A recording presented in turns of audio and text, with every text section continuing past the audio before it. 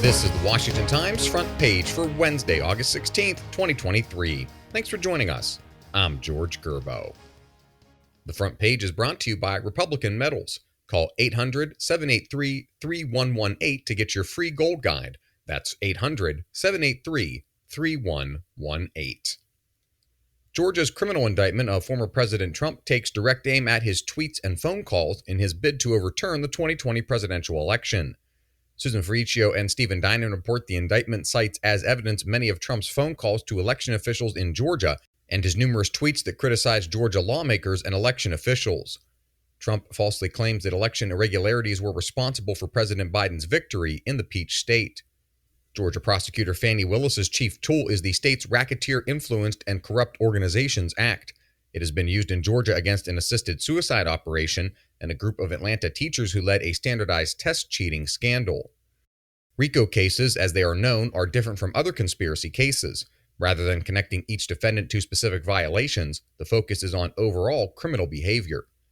Legal experts who criticize the indictment say Trump's actions are shielded from criminal prosecution, partly because he was serving as president at the time. Other legal scholars argue that the First Amendment does not protect Trump from the charges of lying to public officials or pushing a fake elector scheme. D.C. Mayor Muriel Bowser says she understands why some city leaders are sounding the alarm on crime, but she's non-committal about a proposal to call up the National Guard.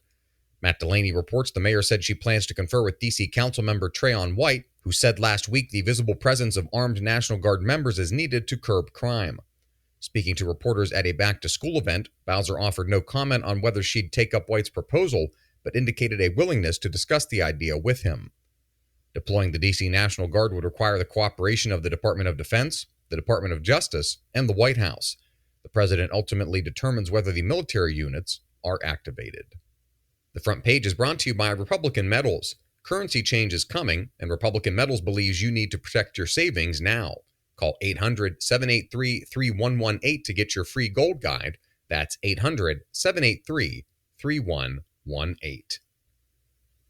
The flash mob robbery at a Nordstrom in Los Angeles over the weekend is just the latest in a string of brazen thefts, and experts say the incidents will continue until thieves are caught.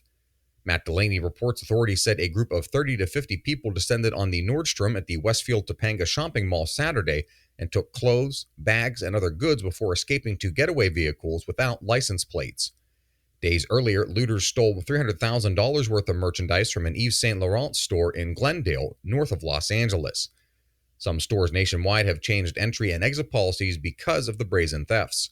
The Chanel store in Washington has had customers stand in line outside of the store, and security guards unlock the doors only when a sales associate inside is ready to receive a customer.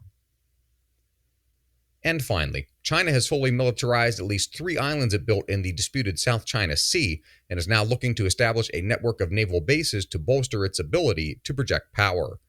Guy Taylor reports researchers from the College of William and Mary examined several factors, including the status of ports and infrastructure financed by Chinese state-owned entities from 2000 to 2021.